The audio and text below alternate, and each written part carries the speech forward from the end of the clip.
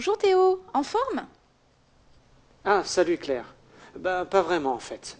Depuis que tu m'as parlé d'emprise psychospirituelle, je suis perturbé. L'idée qu'une telle manipulation mentale soit possible au sein de l'Église, ça me secoue. Je suis d'accord avec toi, c'est une découverte sidérante. J'ai mis longtemps à l'accepter.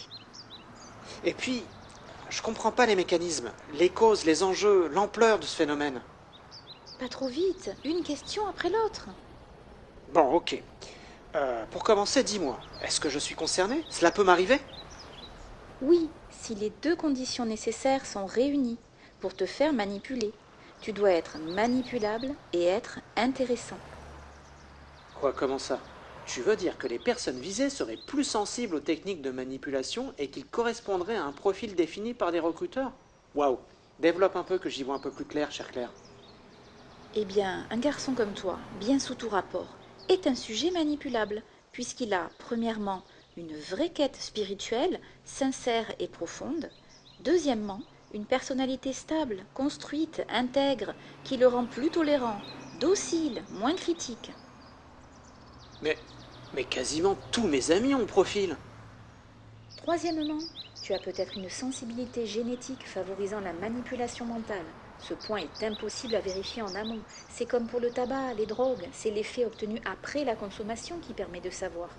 Les neurosciences ont mis en évidence que certains cerveaux basculent plus facilement que d'autres dans un état de conscience modifié, lors de temps d'adoration trop longs ou de temps de louange trop exaltés.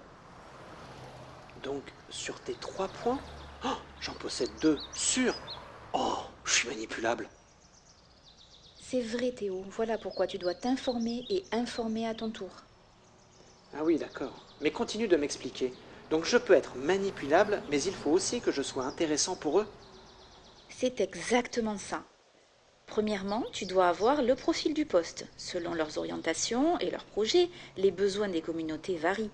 Deuxièmement, ton histoire doit rentrer en résonance avec celle des manipulateurs pour permettre la rencontre.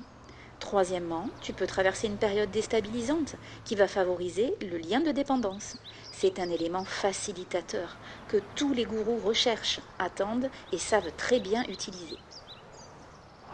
Tu me fais peur.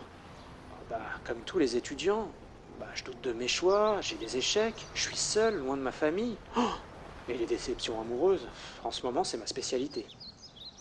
Oui, tu es alors une victime potentielle. Mais peut-être que je suis déjà sous emprise psychospirituelle. Petit prétentieux, avec tes compétences très bien cachées, qui pourrait bien avoir besoin de toi? Ah non, ne plaisante pas, Claire. C'est grave. Oui, bien sûr, tu as raison Théo. Il faut donc continuer à chercher et à informer.